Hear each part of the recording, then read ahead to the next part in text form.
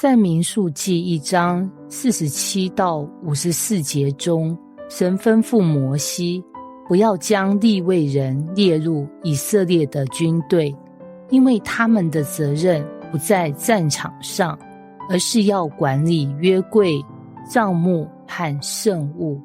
他们被指定来抬帐幕，保护会幕，并管理所有圣所的事务。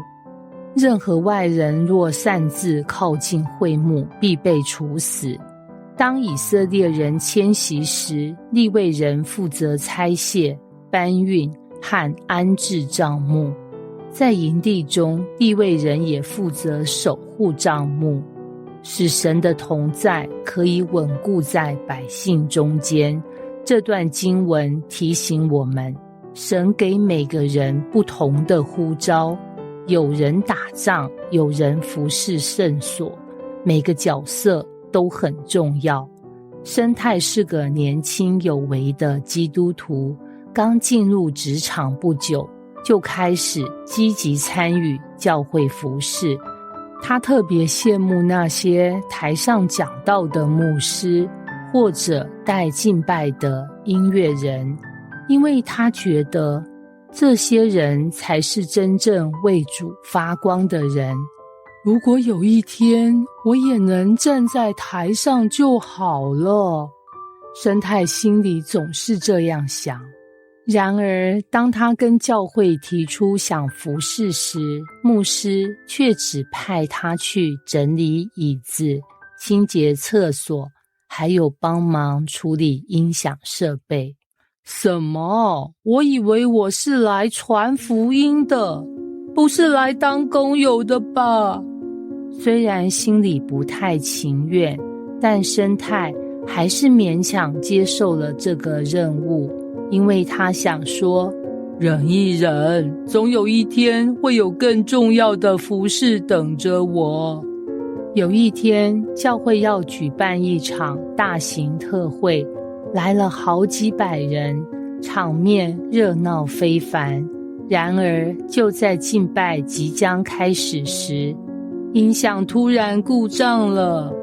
主领敬拜的人脸色大变，技术人员手忙脚乱，讲员也在一旁不知所措。这时候生态正好在后面搬椅子，听见有人大喊，音响出问题了，怎么办？他立刻放下手上的工作，冲到音控台，发现问题出在一条线松了。他3、2下修好，音响瞬间恢复正常，敬拜团得以顺利开始。当晚特会非常成功，许多人受到感动，甚至有人决志信主。牧师在最后特别提到，感谢我们幕后辛劳服事的弟兄姐妹，特别是音控的生态，没有他的帮忙，今晚的聚会就开不了场。听到这句话，生态的心里突然有了一种奇妙的感动。原来服事不在于站在哪个位置，而是在于是否愿意忠心。生态回家后打开圣经，刚好读到民数记1章47到54节，他发现利未人虽然没有被数算在军队中，但他们的角色却至关重要，因为没有他们的服事，神的同在就无法稳固在百姓当中。这一刻，他的心被点亮了。我不是被忽略，我只是被呼召在不同的战场上。他开始明白，神不会叫每个人都上战场冲锋陷阵，因为他需要有人来守护他的家，维护圣所，使敬拜能够顺利进行。从那天起，生态不再觉得自己的服事只是个打杂的，而是带着使命去服侍，因为他知道这是神亲自安排的岗位。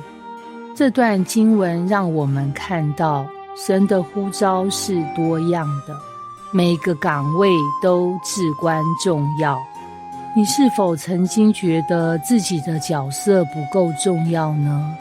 但在神的眼中，每个服事都是他计划的一部分，不是只有站在台上的人才能影响别人。